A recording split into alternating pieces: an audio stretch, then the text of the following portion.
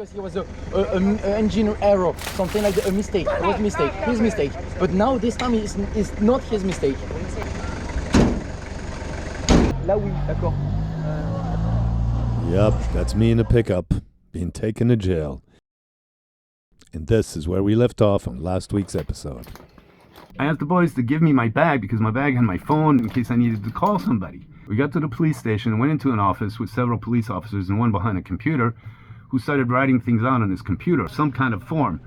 And he said, oh, what's his occupation? Oh, he's a sailor. No, I'm a YouTuber or a documentary, filmmaker. And gave me that form that he had filled out to sign. Well, it was in Portuguese. I don't speak Portuguese. I speak French, is my maternal language, or English, and some Creole. I says, I cannot sign a document that's legally binding without having it in my maternal language. Categorically refused. I'm not signing that. And did not make me sign that paper because sometimes I couldn't understand everything they were saying to me. The waterproof bag that I had with me, which had my phone, wallet, my bank card, some money, they took that and emptied it to see all the contents because they were going to hold on to it. Unfortunately for me, I had a couple little baggies of some grass, some marijuana I had brought with me because I smoke marijuana when I sail because it calms the nausea. When the officers saw that and opened those up, you should have seen their faces gleam. They were just gloating, and it was an awful feeling because I knew I was screwed because marijuana is illegal here. Even though in Tarrafal, everybody smokes it on the beach and offers to sell it to you. I said, okay, you guys got me. I was going to be arrested for possessions of illegal drugs. So then they put me away in a jail cell. Now, this jail cell is a concrete room with just a concrete bench, not even a toilet, just a hole there to do your business. It was hell in there because it was hot. They gave me 2 little tiny bottles of water. That's what I used as a pillow. There was another young guy there. I couldn't understand a word he was saying because he spoke a Creole from here. And I spent the longest night there. It was just awful. I couldn't sleep. I couldn't eat. I was just so stressed out, so shattered. Spent the whole night there just suffering because my rib has been really bruised bad, maybe even broken. I heard it a little snapped when I was rolling or trying to get comfortable on that concrete bench, and it hurt. And I said I should have gone to the hospital. When the guys came, the police came, I said, listen, I need to go to the hospital. I need to do an x-ray. I think I broke my rib. Yeah, well, that's your fault because you fell. And I said, yeah, I know.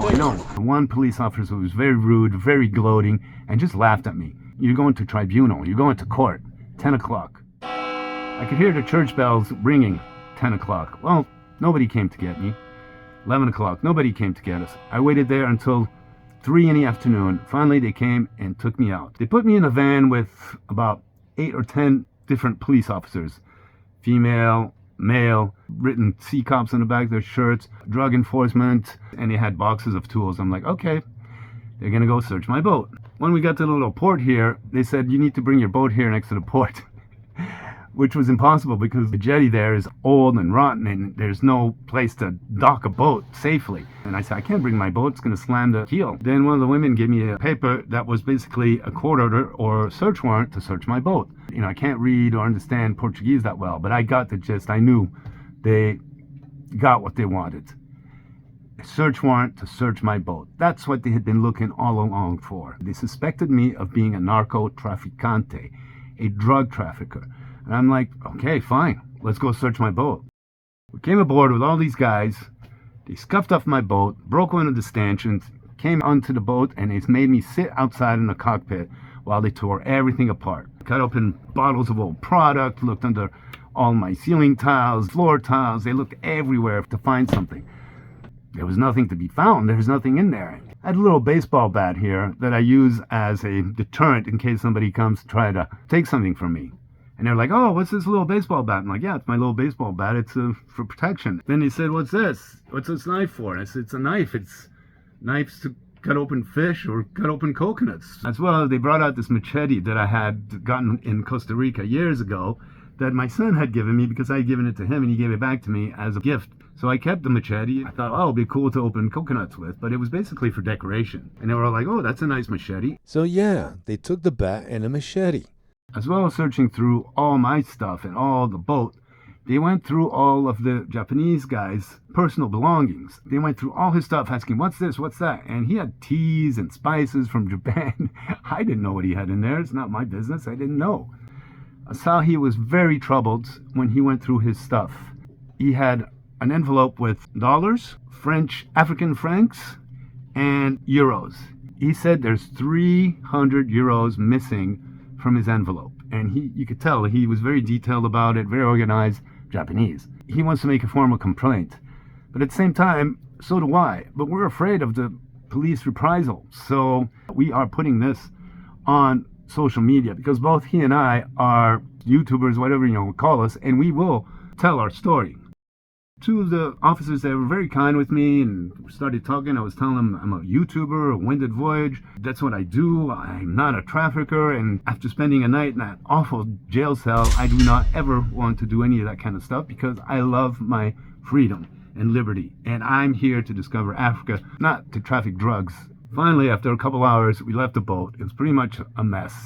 So they take me back to the police station. There, Asahi, Paul, and Gauthier, the two Frenchmen, were there waiting and trying to figure out what was going on. Then the police said I had to go back into the jail cell. My heart just absolutely sank when they said that. I'm like, why? You didn't find anything. What am I guilty of? They said, no, you have to go in. It was Friday afternoon. Court was going to be closed all weekend long. I succumbed to the thought of being stuck in there for the whole weekend. I pleaded with them to let me get back to my boat to take a shower. I had not showered in 5 days. I smelled terrible. And they said, we'll give you a 5-liter bottle of water. You can wash yourself that way. And I said, my phone. I need to have my phone. I need to call my family or lawyer or something. And they're like, yeah, we'll get it to you. And they put me back in the cell. It was just, again, devastating to my morale. But I'm tougher than that. And you're not going to bring me down. So I closed my eyes and took a deep breath and accepted my fate. About an hour later, the doors open, they take me out. Police officer brings me to the car and wants to put me back in a paddy wagon where the dogs and criminals go, not in a seat. Two officers started arguing about that, and finally, thank goodness, I didn't have to sit in the back there. They put me in a regular seat and took me to the court, to the tribunal. There, they put me in another holding cell, like with bars. And it was super hot in there. I could barely breathe. It was so hot, and I was sweating. My shirt, I was dirty, and I'm like, oh my God. Finally, a gentleman came and escorted me out. It was no longer the police. He was very kind, brought me to a window, asked me what my father's maiden name was and my mother's maiden name was, full names, then gave me a paper that said, I'm to be released with immediate effect. I was officially freed. I couldn't believe it. It says right here, I had to go to court 3 weeks from now. I was not really free, or was I? Why do I have to go back to court? I don't know. When I came out of the courthouse, the gentleman just said, well, have a nice day. You're free to go.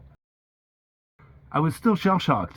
I didn't know. I didn't have my phone. I didn't have my stuff with me because the police held it. I was afraid to go to the police and get my stuff because I thought they were going to hold me again. I was ready to go swim to my boat and just to be back in my house. But then I'm like, no, I need my stuff. I got my bank card. I need my phone. I go back to the police station, ask for my stuff. It was immediately given to me. Then as I walk out of the police station, the two Frenchmen, Paul and Gauthier and Asahi, show up. I was so happy to see them. I almost cried. And they're like, Alex, you're out.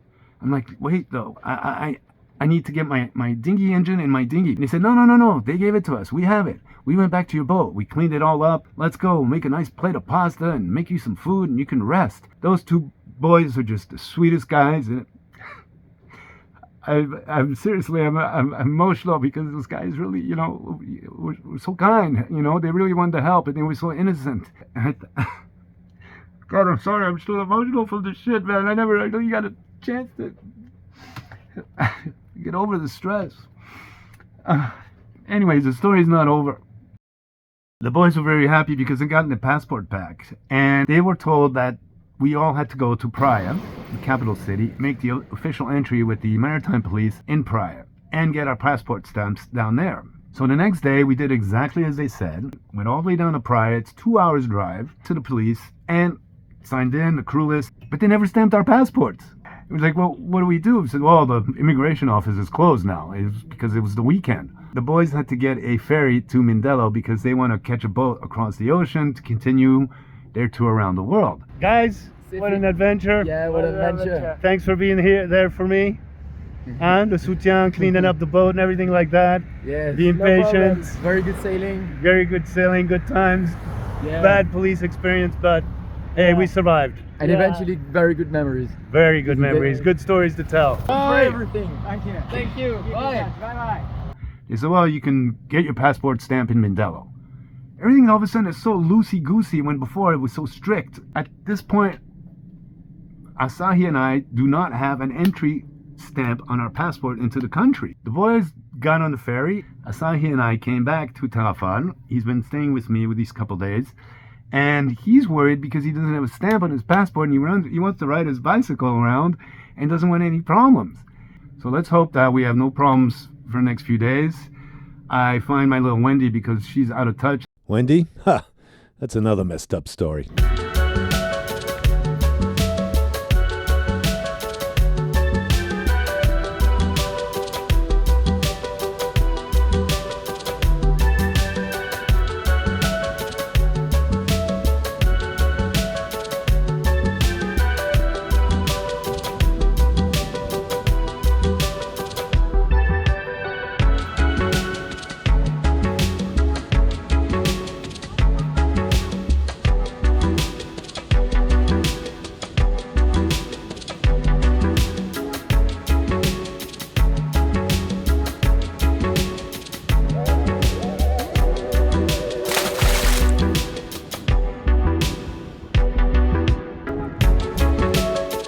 Hello, welcome to Galopin. These are our studios, man.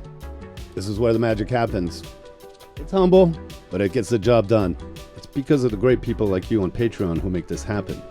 This Living Adventure series.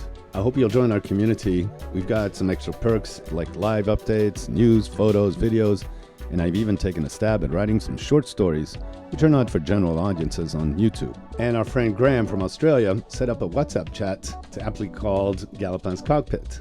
Guys from all over have joined, and it's this community that's contributing to the continuation of this Living Adventure series.